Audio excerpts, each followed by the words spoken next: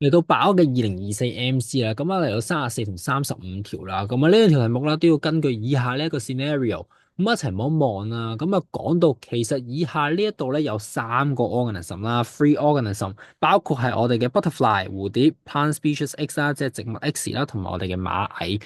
咁啊蝴蝶就會生蛋喺我哋嘅植物 X 入面嘅葉上面啦。咁啊當個 caterpillar hatch from the egg，即係將啲蛋孵化變咗做我哋嘅毛毛蟲嘅時候，嗰啲毛毛蟲就會食咗我哋啲葉去。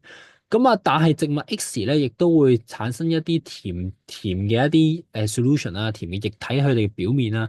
咁啊，呢啲螞蟻就會俾一啲甜嘅嘢吸，即係吸引咗，咁啊會食呢啲甜嘅嘢啦，同埋順便食埋啲蛋咁樣啦。咁啊，其實呢啲題目咧已經喺即係過往嘅年份都出過噶啦，即係俾咗一啲 scenario，你俾一個情景你，咁其實個情景就顯示咗唔同 organism 唔同我哋嘅生物佢哋之間嘅一個 relationship 嘅關係啦，係咪？咁啊，同我哋逐個逐個望啦。咁啊，第34條就問到邊一個 combination 正確咁樣顯示佢哋之間嘅關係咧？咁啊，plant species X 同埋 ants，即係有個螞蟻啦。咁啊，有兩個可能性，一個就 mutualism 互利共生，一個就遍利共生 commensalism 啦。咁啊，中文嘅同學仔我哋都寫低啦，互利共生啦，同埋我哋嘅遍利共生啦。咁啊，其實究竟我哋嘅植物 X 同埋 ants 究竟係互利共生啊，定係遍利共生咧？即係兩個都得益啊，定係淨係得一個喺度得益緊咧？其實佢哋應該係 mutualism 嘅喎。點解啊？因為你諗下，我哋嘅螞蟻就最容易解釋啦，因為螞蟻去食呢一啲 sugary solution 啊嘛，係咪？咁佢食呢啲 sugary solution 嘅時候，咁即係代表佢哋攞緊營養啦，咁佢自己就一定會得益緊啦，係咪？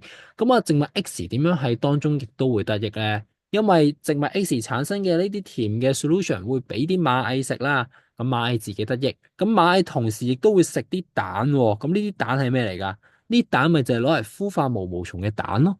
即係如果呢啲蛋冇俾人食咗，佢哋成功孵化得到嘅時候，咁嗰啲毛毛蟲就會食咗植物嘅葉噶咯喎，咁就對植物有損害啊嘛，係咪啊？咁所以其實而家我哋呢一啲螞蟻其實係幫緊我哋嘅植物 X 去移除咗佢嘅天敵，即係移除咗佢哋啲毛毛蟲啊嘛，係咪？移除咗會食佢哋嘅毛毛蟲，咁所以其實植物 X 亦都會喺當中有所得益，咁所以我哋應該係揀互利共生 mutualism 啦，係咪？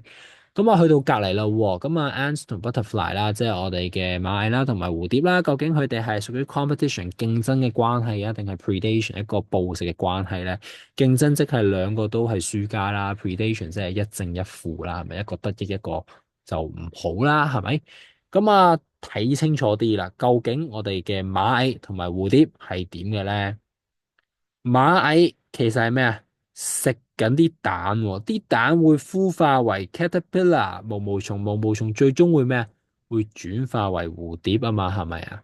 咁所以其實而家係我哋嘅螞蟻捕食緊我哋隻毛毛蟲啊嘛，即係捕食緊我啲蛋啊嘛，即係捕食緊我哋嘅 butterfly 啦。咁所以其實呢一個係屬於 predation 嘅 process 咯。點解？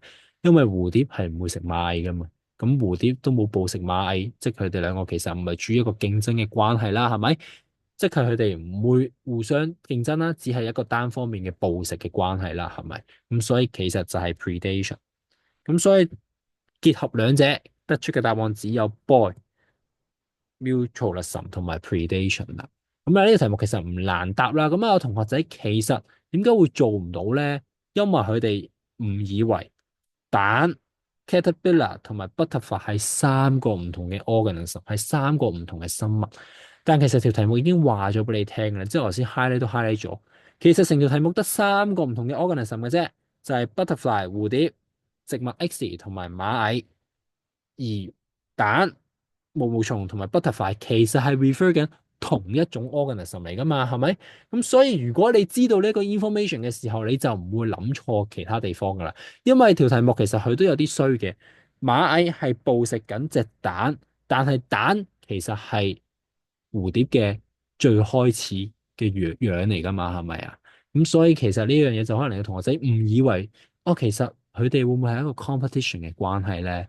咁所以就揀錯咗啦。咁其實呢個題目係有少少 fit 嘅，但係如果你睇清楚，其實佢哋講緊 free organism，仲要匿埋俾你睇，即係講明三個生物，仲要講埋嗰三個生物係啲乜嘢嘅時候，其實你就唔應該睇錯或者唔應該理解錯啦。